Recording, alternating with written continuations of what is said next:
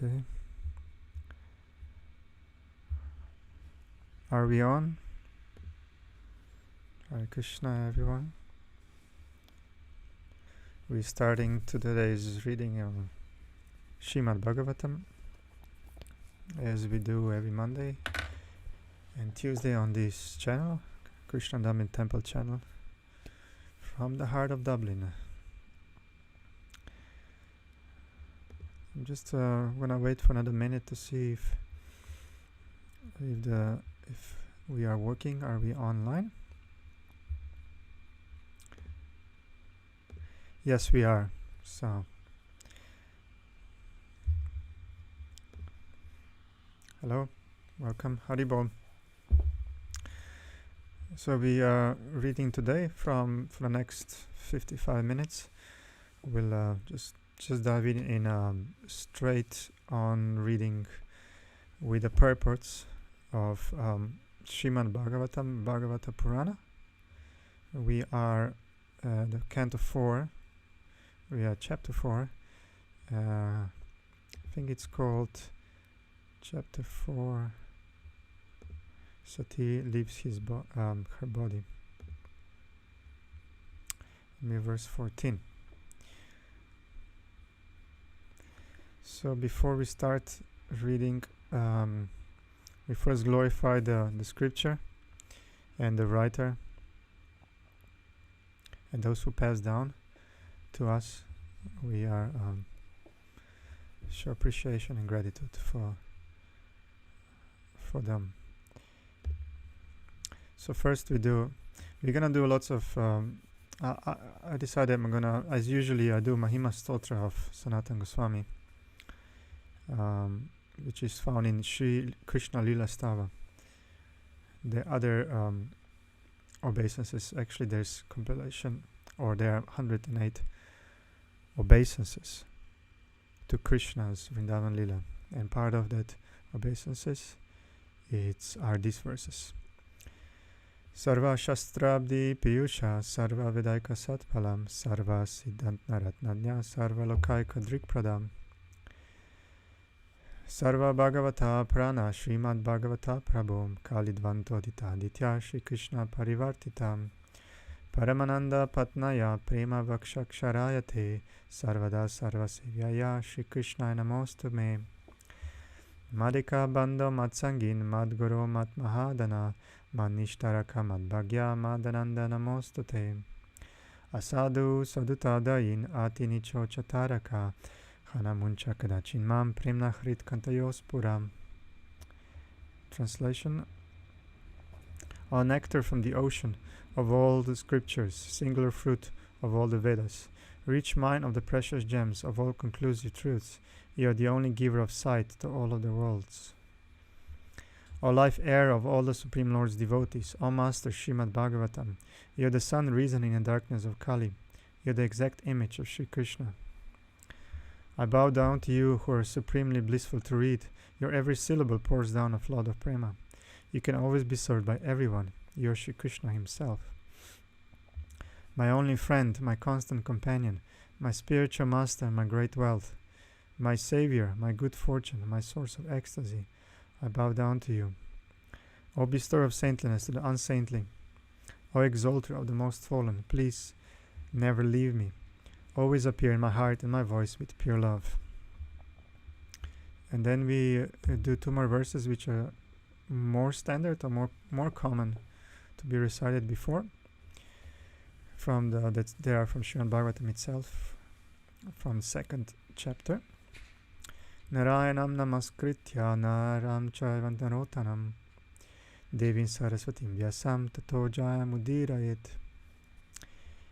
Before reciting this Srimad Bhagavatam, which is the very means of conquest, one should offer respectful obeisances unto the personality of Godhead, Narayana, unto Narayana Rishi, the supermost human being, unto Mother Saraswati, the goddess of learning, and unto Srila Vyasadeva, the author.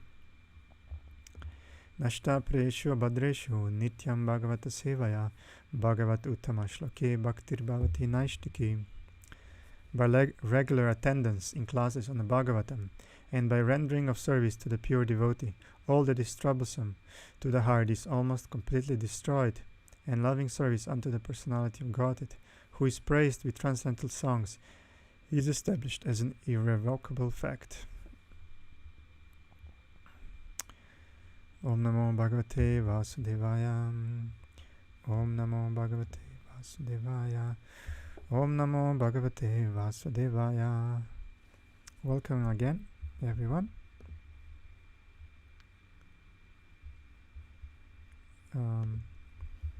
I'll be monitoring any comments or anything. Can't say I'll be monitoring closely because my eyes will be, if I manage. Anyway, from time to time, I'll go and have a look.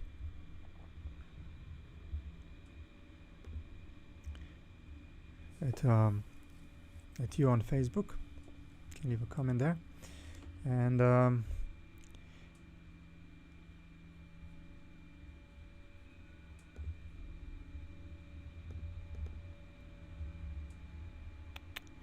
okay, I just hold on.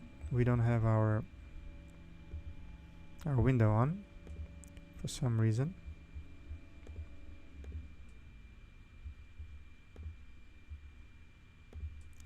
Okay, there you go. So we're continuing our reading. Srimad Bhagavatam, Bhagavata Purana, Canto 4, Chapter 4, verse 14. And Sati continues speaking to now her father. So she came to this yagya that her father and all the priests were conducting. And after Lord Shiva was being humiliated, and so yeah, she comes back. She couldn't help herself, but she came back to see everyone there, because everyone was, all her family, all her relatives were there at this gathering. So Sati continued, "My dear father, you are committing the greatest offense by envying Lord Shiva, whose very name, consisting of two syllables, Shi and Va, purifies one of all sinful activities. His order is never neglected. Lord Shiva is always pure, and no one but you envies him." Purport: since Lord Shiva is the greatest soul among the living entities within this material world, his name, Shiva, is very auspicious for persons who identify the body with the soul. So his name is auspicious for those who identify the body with the soul. If such persons take shelter of Lord Shiva, gradually they will understand that they are not the material body, but are spirit soul. Shiva means Mangala, or auspicious. Within the body, the soul is auspicious. Aham Brahmasmi, I am Brahman. This realization is auspicious. As long as one does not realize his identity as the soul, whatever he does is inauspicious. Shiva means auspicious, and devotees of Lord Shiva gradually come to the platform of spiritual identification, but that is not all. Auspicious life begins from the point of spiritual identification, but there are still more duties. One has to understand one's relationship with the Supreme Soul. If one is actually a devotee of Lord Shiva, he comes to the platform of spiritual realization, but if he is not intelligent enough, then he stops at that point, only realizing that he is spirit soul, Aham Brahmasmi. If he is intelligent enough, however, he should continue to act in the way of Lord Shiva, for Lord Shiva is always absorbed in a thought of Vasudeva. As previously explained, Sattvam Vishuddham Vasudeva Shabditam. Lord Shiva is always in meditation on the lotus feet of Vasudeva, Shri Krishna. Thus the auspicious position Lord Shiva is realized if one takes to the worship of Vishnu, because Lord Shiva says in the Shiva Purana that the topmost worship is worship of Lord Vishnu. Lord Shiva is worshipped because he is the greatest devotee of Lord Vishnu. One should not, however, make the mistake of considering Lord Shiva and Lord Vishnu to be on the same level. That is also an atheistic idea. It is also enjoined in Vaishnaviya Purana that Vishnu or Narayana is the exalted Supreme Personality of Godhead, and no one should be compared to him as equal, even Lord Shiva or Lord Brahma, not to speak of other demigods. Here just a note, the Shiva, there is there's the story of how the Shiva was cursed by one of the sages. I'm not sure what he did. I mean, you can find the story. Maybe I'll dig it out. But basically, he was cursed that his followers will be atheistic. In nature, they will be there. So,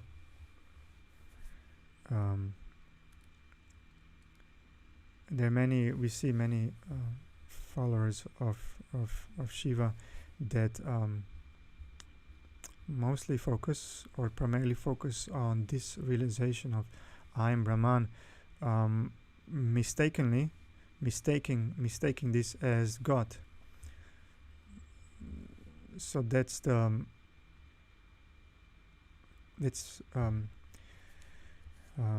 mistaken philosophy, as explained by Acharya, and that was somehow also explains with that beginning of why Shiva's followers, he will get those atheistic followers, but at the same time, as here is explained in the purport, they can, of course, everyone has the ability to not stop there and gradually advance in the spiritual path, knowing that this is just like a step and not the final goal of spiritual practice.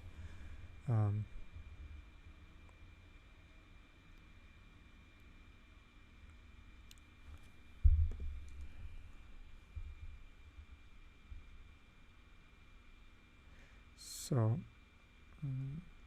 just hold on.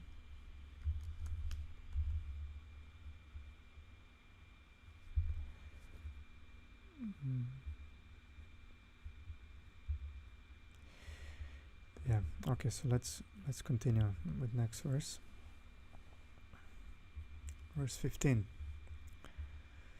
You are envious of Lord Shiva, who is the friend of all living entities within the three worlds. For the common man, he fulfills all desires, and because of their engagement in thinking of his lotus feet, he also blesses higher personalities who are seeking after Brahmananda, or transcendental bliss. Purport. Ordinarily, there are two classes of men. One class, who are grossly materialistic, want material prosperity, and their desires are fulfilled if they worship Lord Shiva.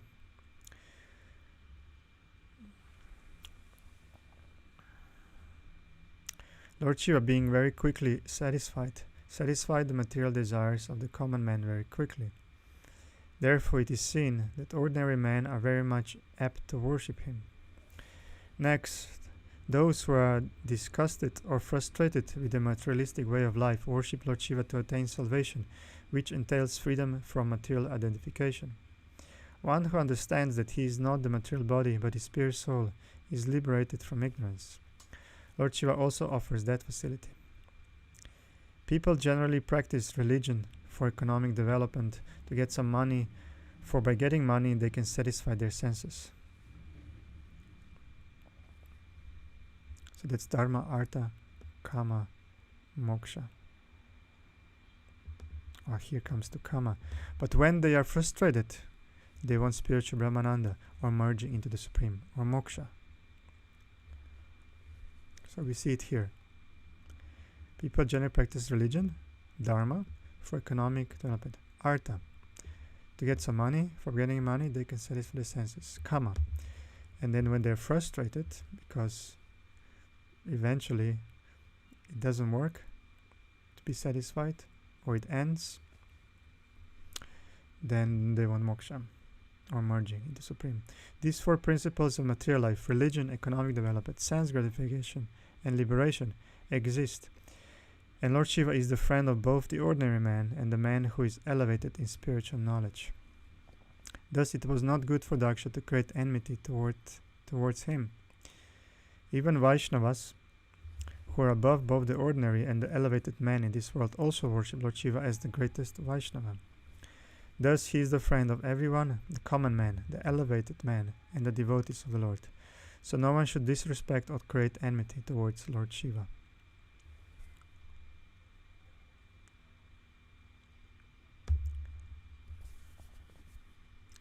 So here Prabhupada explained in more details that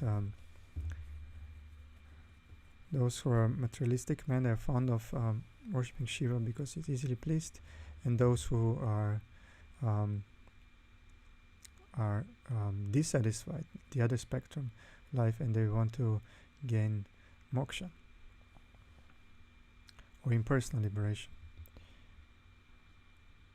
So again, that confirms or explains also the story of the followers of Shiva to be atheistic in nature.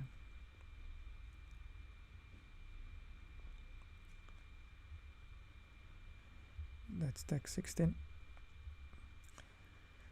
Do you think that greater, more respectable personalities than you, such as Lord Brahma, do not know this inauspicious person who goes under the name Lord Shiva?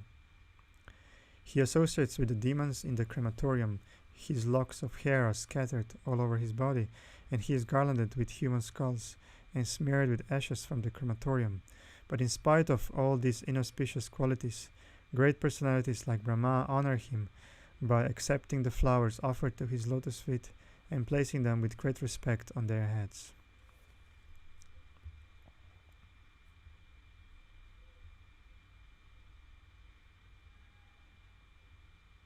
Purport. It is useless to condemn a great personality like Lord Shiva, and this is being stated by his wife Sati to establish the supremacy of her husband. First she said, "You call Lord Shiva inauspicious because he associates with demons in crematoriums, covers his body with the ashes of the dead, and garlands himself with the skulls of human beings. You have shown so many defects, but you do not know that his position is always transcendental. Although he appears inauspicious, why do personalities like Brahma respect the dust of his lotus feet and place on their heads with great respect those very garlands which are condemned by you?" That's an interesting point. Since Sati was a chaste woman and a wife of Lord Shiva, it was her duty to establish the elevated position of Lord Shiva, not only by sentiment, but by facts. Lord Shiva is not an ordinary living entity. This is the conclusion of Vedic scripture. He is neither on the level of the Supreme Personality of Godhead, nor on the level of the ordinary living entities. Brahma is, in almost all cases, an ordinary living entity. Sometimes, when there is no ordinary living entity available, the post of Brahma is accepted by an expansion of Lord Vishnu, but generally this post is occupied by a greatly pious living entity within this universe. Thus Lord Shiva's position is constitutionally higher than that of Lord Brahma, although Lord Shiva appeared as the son of Brahma. Here it is mentioned that even personalities like Brahma accept the so-called inauspicious flowers and the dust of the lotus feet of Lord Shiva.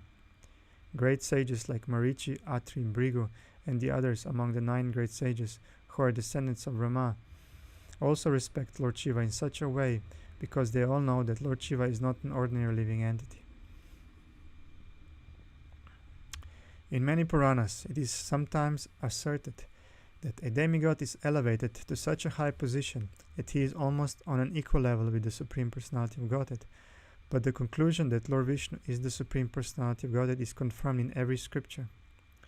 Lord Shiva is described in the Brahma Samhita to be like curd or yogurt. Curd is not different from milk. Since milk is transformed into curd, in one sense, curd is also milk. Similarly, Lord Shiva is in one sense the Supreme Personality of Godhead, but in another sense he is not, just as curd is milk, although we have to distinguish between the two. These descriptions are in the Vedic literature. Whenever we find that a demigod occupies a position apparently more elevated than that of the Supreme Personality of Godhead, it is just to draw the devotee's attention to that particular demigod. It is also stated in the Bhagavad Gita that if one wants to worship a particular demigod, the Supreme Personality of Godhead, who is sitting in everyone's heart, gives one greater and greater attachment for that demigod, so that one may be elevated to demigod's abode. Yanti Deva Vrata Devan. By worshipping demigods, one can elevate himself to the abodes of the demigods. Similarly, by worshipping the Supreme Personality of Godhead, one can be elevated to the spiritual kingdom. This is stated in different places in Vedic literature. Here Lord Shiva is praised by Sati partially due to her personal respect for Lord Shiva, since he is her husband, and partially due to his exalted position, which exceeds that of ordinary living entities, even Lord Brahma. The position of Lord Shiva is accepted by Lord Brahma, so Daksha, Sati's father, should also recognize him. That was the point of Sati's statement. She did not actually come to her father's house to participate in the function, although before coming she pleaded with her husband that she wanted to see her sisters and her mother. That was a plea only, for actually, at heart, she maintained the idea that she would convince her father, Daksha, that it was useless to continue being envious of Lord Shiva. That was her main purpose. When she was unable to convince her father, she gave up the body he had given her, as will be seen in the following verses. So now we are actually revealed why that he actually didn't, although she was saying that she wanted to see all the festive activities, she was being so-called she was being attracted by all the glamour and the social gatherings at that place of sacrifice. But actually, in her heart, that was her main consideration, or main conviction, main purpose for her to be there. That she hoped that she could convince her father about Lord Shiva.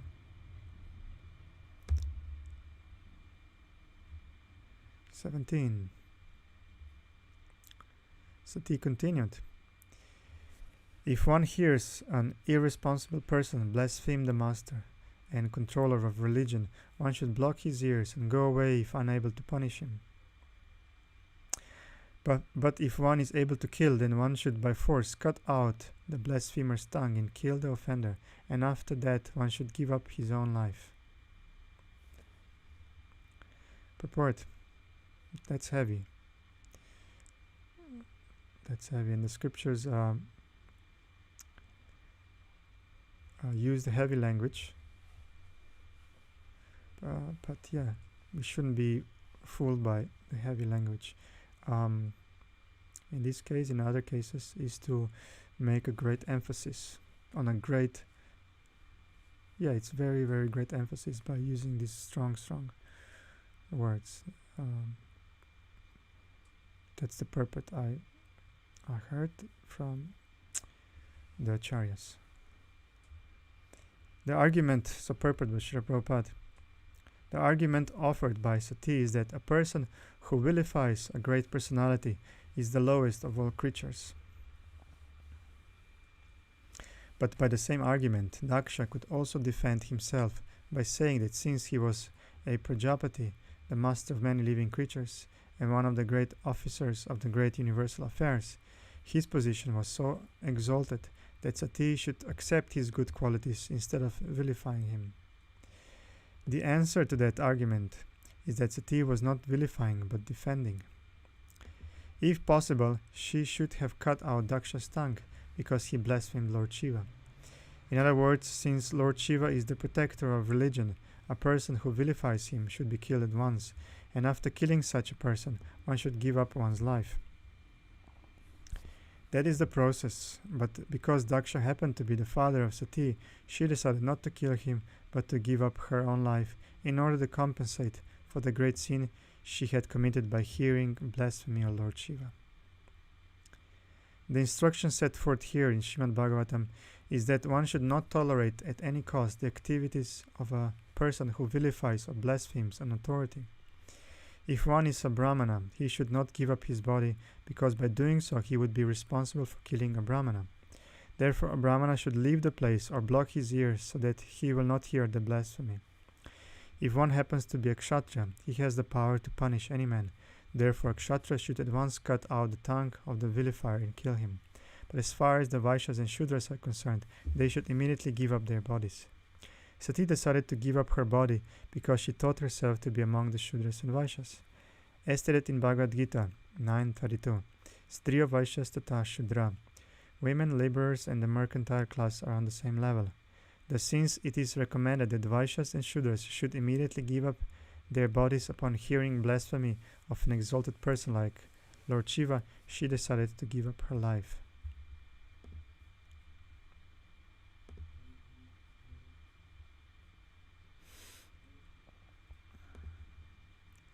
Okay. Next verse.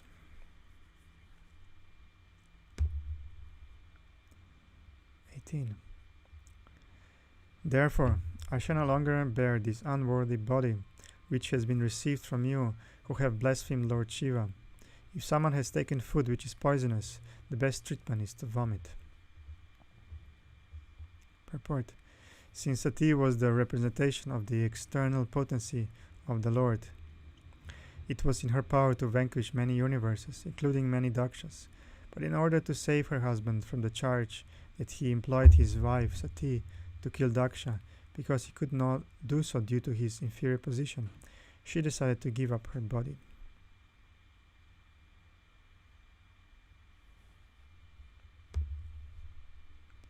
Text 19. It is better to execute one's own occupational duty than to criticize others. Elevated transcendentalists may sometimes forego the rules and regulations of the Vedas, since they do not need to follow them. Just as the demigods travel in space, whereas ordinary men travel on the surface of the earth. Purport. The behavior of the most elevated transcendentalist and that of the most fallen conditioned soul appears to be the same. The elevated transcendentalist can surpass all the regulations of the Vedas, just as the demigods traveling in space surpass all the jungles and rocks on the surface of the globe. Although a common man who has no such ability to travel in space has to face all those impediments. Although the most dear Lord Shiva appears not to observe all the rules and regulations of the Vedas, he is not affected by such disobedience. But a common man who wants to imitate Lord Shiva is mistaken. A common man must observe all the rules and regulations of the Vedas, which a person who is in the transcendental position does not need to observe. Daksha found fault with Lord Shiva for not observing all the strict rules and regulations of the Vedas, but Sati asserted that he had no need to observe such rules. It is said that for one who is powerful like the sun or the fire, there is no consideration of purity or impurity. The sunshine can sterilize an impure place, whereas if someone else were to pass such a place, he would be affected. One should not try to imitate Lord Shiva. Rather, one should strictly follow one's prescribed occupational duties. One should never vilify a great personality like Lord Shiva.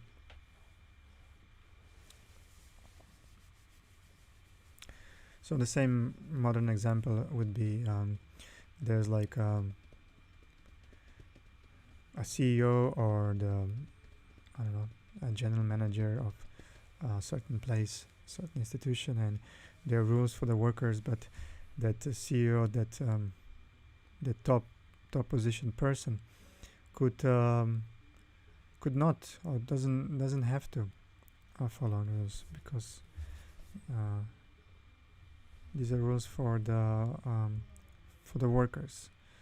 and they're okay. There's nothing wrong with not abiding by those rules. Just a simple example. Nothing spectacular. 20, verse 20. In the Vedas there are directions for two kinds of activities. Activities for those who are attached to material enjoyment and activities for those who are materially detached. In consideration of these two kinds of activities, there are two kinds of people who have different symptoms. If one wants to see two kinds of activities in one person, that is contradictory. But both kinds of activities may be neglected by a person who is transcendentally situated. Purport. The Vedic activities are so designed that the conditioned soul who has come to enjoy the material world may do so under direction, so that at the end he becomes detached from such material enjoyment and is eligible to enter into the transcendental position. The four different social orders, brahmacharya, grihastha, vanaprastha, and sannyasa, gradually train a person to come to the platform of transcendental life. The activities and dress of a grihastha householder are different from those of a sannyasi, one in the renounced order of life. It is impossible for one person to adopt both orders. A sannyasi cannot act like a householder, nor can a householder act like a sannyasi. But above these two kinds of persons, one who engages in material activities and one who has renounced material activities, there is the person who is transcendental to both. Lord Shiva is in the transcendental position because, as stated before, he is always absorbed in the thought of Lord Vasudeva within himself. Therefore, neither the activities of the grihastha nor those of the sannyasi in the renounced order can be applicable for him. He is in the Paramahamsa stage, the highest perfectional stage of life. The transcendental position of Lord Shiva is also explained in Bhagavad Gita. It is stated there that when one fully engages in the transcendental service of the Lord by performing activities without fruitive results, one is elevated to the transcendental position. At that time, he has no obligation to follow the Vedic injunctions or the different rules and regulations of the Vedas. When one is above the direction of the Vedic ritualistic injunctions for attaining different allurements and is fully absorbed in transcendental thought, which means thought of the Supreme Personality of Godhead in devotional service, one is in the position called Buddhi Yoga or Samadhi, ecstasy. For a person who has attained this stage, neither the Vedic activities for realizing material enjoyment nor those for renunciation are applicable. Text 21.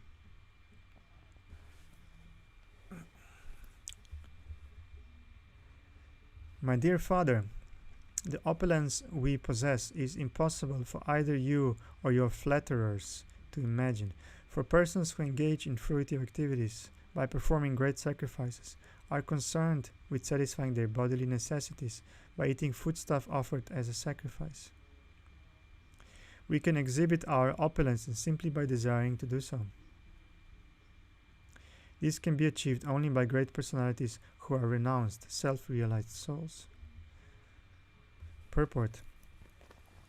Sati's father was under the impression that he was exalted in both prestige and opulence, and that he had offered his daughter to a person who was not only poor, but devoid of all culture. Her father might have been thinking that although she was a chaste woman, greatly adherent to her husband was in a deplorable condition. To counteract such thoughts, Sati said that the opulence possessed by her husband could not be understood by materialistic persons like Daksha and his followers, who were flatterers and were engaged in fruitive activities. Her husband's position was different. He possessed all opulences, but he did not like to exhibit them. Therefore, such opulences are called avyakta, or unmanifested. But if required, simply by willing, Lord Shiva can show his wonderful opulences, and such an event is predicted here, for it would soon occur. The opulence Lord Shiva possesses is enjoyable in renunciation and love of God, not in material exhibition of sense gratificatory methods. Such opulences are possessed by personalities like the Kumaras, Narada, and Lord Shiva, not by others. In this verse, the performers of the Vedic rituals are condemned.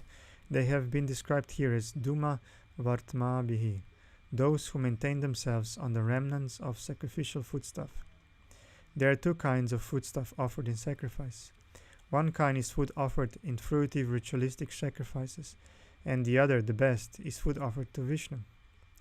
Although in all cases Vishnu is the chief deity on the sacrificial altar, the performance of fruitive rituals aim to satisfy various demigods to achieve, in return, some material prosperity. A real sacrifice, however, is to satisfy Lord Vishnu, and the remnants of such sacrifices are beneficial for advancement in devotional service. The process of elevation by performing sacrifices other than those aimed at Vishnu is very slow, and therefore it has been condemned in this verse. Vishwanatha Chakravarti has described the ritualistic performance to be like crows, because crows delight in eating the remnants of food which has been thrown into the dustbin. All the brahmanas who were present for the sacrifice were also condemned by Sati. Whether or not King Daksha and his flatterers could understand the position of Lord Shiva, Sati wanted to impress upon her father that he should not think her husband to be without opulence. Sati, being the devoted wife of Lord Shiva, offers all kinds of material opulences to the worshippers of Lord Shiva. This fact is explained in the Srimad Bhagavata in the 10th canto.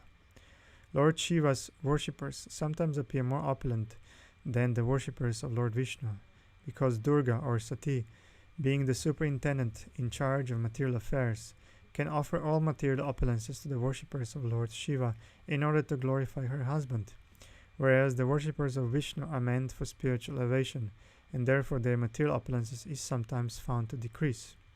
These points are very nicely discussed in the 10th canto.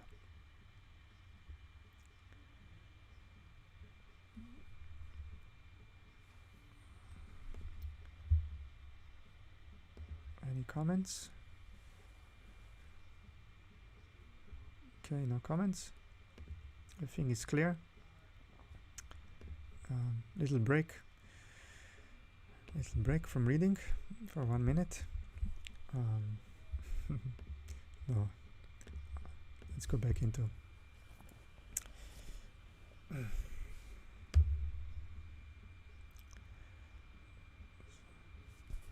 text 22.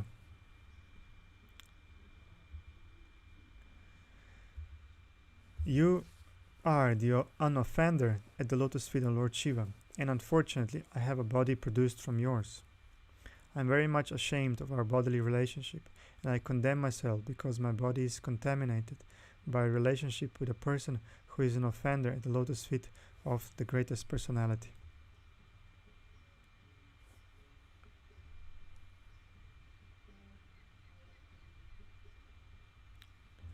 Purport.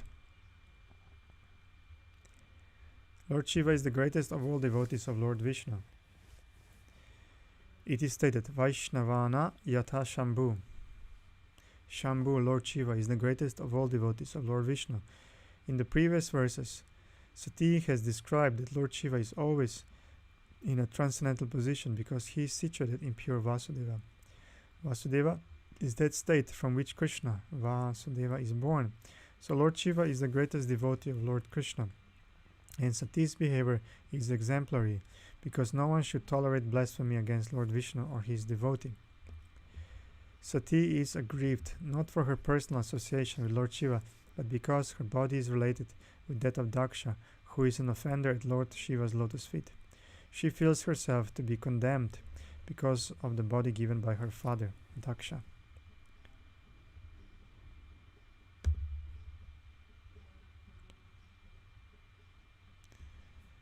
Krishna, Krishna.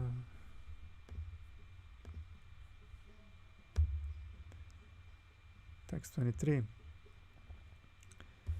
Because of our family relationship, when Lord Shiva addresses me as Dakshayani, I at once become morose, and my jolliness and my smile at once disappear. I feel very much sorry that my body, which is just like a bag, has been produced by you. I shall therefore give it up. Purport. The word Dakshayami means the daughter of King Daksha.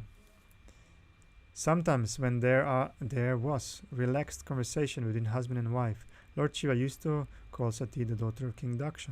And because this very word reminded her about her family relationship with King Daksha, she at once became ashamed, because Daksha was an incarnation of all offenses.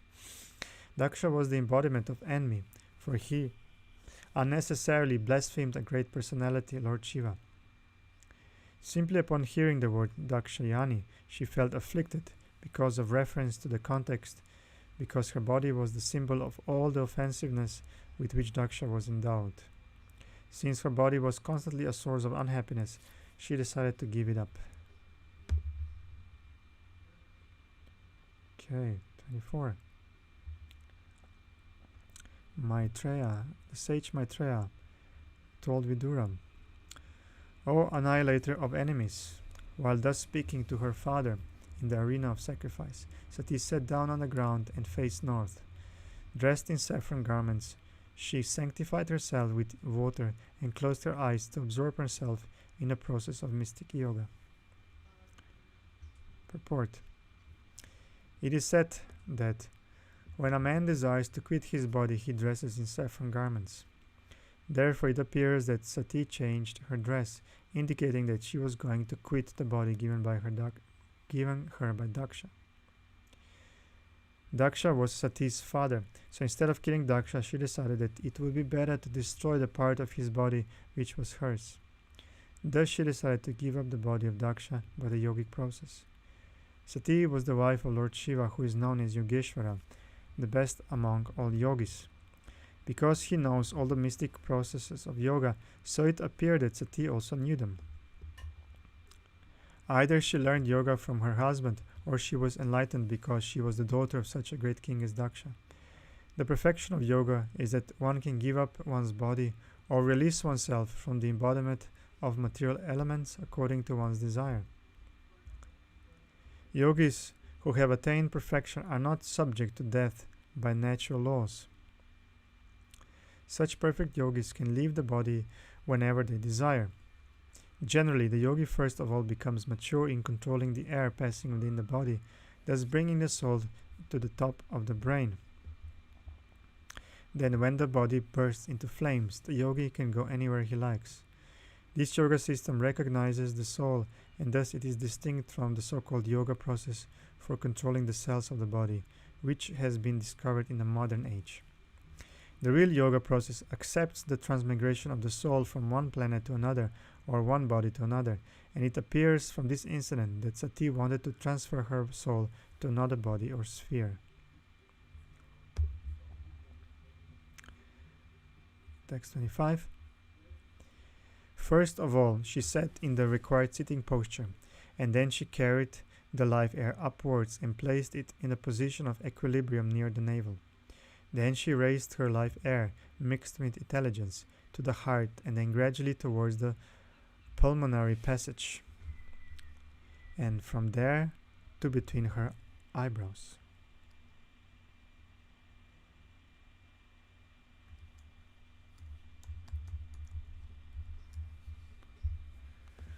So I just needed to check pulmonary, it's the lungs, relating to lungs. Purport, Srila Prabhupada. The yogic process is to control the air passing within the body in different places called the Shat Chakra, the 6 circles of air circulation. The air is raised from the abdomen to the navel, from the navel to the heart to the throat, from the throat to between the eyebrows, and from between the eyebrows to the top of the cerebrum. That is the sum and substance of practicing yoga. Before practicing the real yoga system, one has to practice the sitting postures, because this helps in the breathing exercises, which control the airs going upwards and downwards. This is a great technique which one has to practice to attain the highest perfectional stage of yoga, but such practice is not meant for this age. No one in this age can attain the perfectional stage of such yoga, but people indulge in practicing sitting postures, which is more or less a gymnastic process. By such bodily gymnastics, one may develop good circulation and may therefore keep one's body fit. But if one simply restricts oneself to that gymnastic process, one cannot attain the highest perfectional stage. The yoga process, as described in the Keshava Shruti, prescribes how one can control his living force according to his desire and transmigrate from one body to another or from one place to another. In other words, yoga practice is not meant to keep the body fit.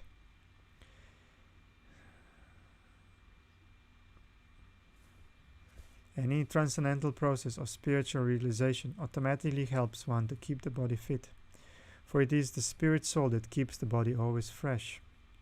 As soon as the spirit soul is out of the body, the material body immediately begins to decompose. Any spiritual process keeps the body fit without separate endeavor, but if one takes it that the ultimate aim of yoga is to maintain the body, that he is mistaken. Then he is mistaken. The real perfection of yoga is elevation of the soul to a higher position, or the liberation of the soul from material entanglement. Some yogis try to elevate the soul to higher planetary systems, where the standard of life is different from that of this planet, and where the material comforts, lifespan, and other facilities for self-realization are greater. And some yogis endeavor to elevate the soul to the spiritual world, the spiritual Vaikuntha planets. The Bhakti Yoga process directly elevates the soul to the spiritual planets, where life is eternally blissful and full of knowledge. Therefore, Bhakti Yoga is considered to be the greatest of all yoga systems.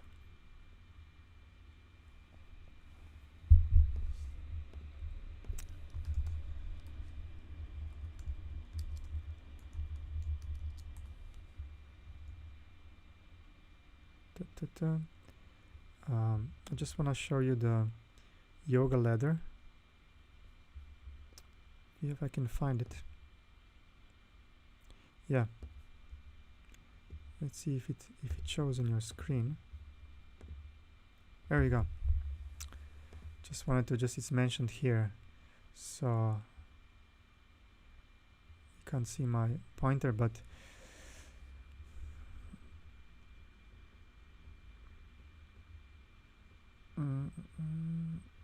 okay, it's a bit more complex, this yoga ladder. Here we got the ladder. You see the ladder where it ends on Dhyana Yoga, which is the yoga that's described here. Yoga of meditation, or bringing the airs up, and so on.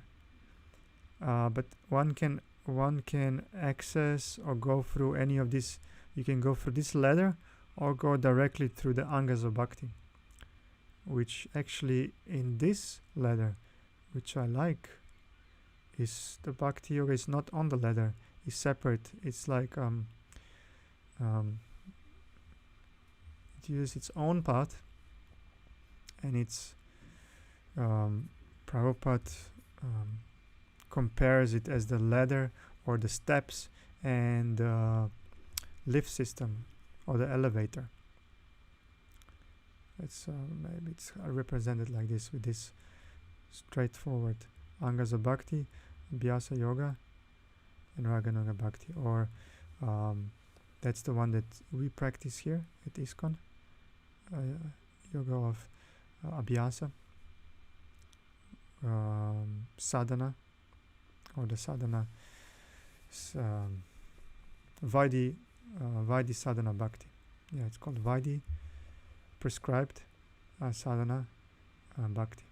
And then the highest state one can achieve would be Raganuga Bhakti, or Vaidhi with Bhava. So one achieves that stage of Bhava, of love emotions towards the Supreme Lord.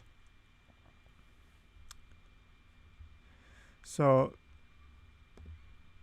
where we are now, actually, yeah, here it's text 25, and I will actually end here. There's another thing I have to attend, so we'll continue tomorrow at 6 o'clock. If you wanna join me in the reading, Please leave a comment if you wish. And then see you tomorrow, or you'll see me tomorrow. Hare Krishna. Thank you very much.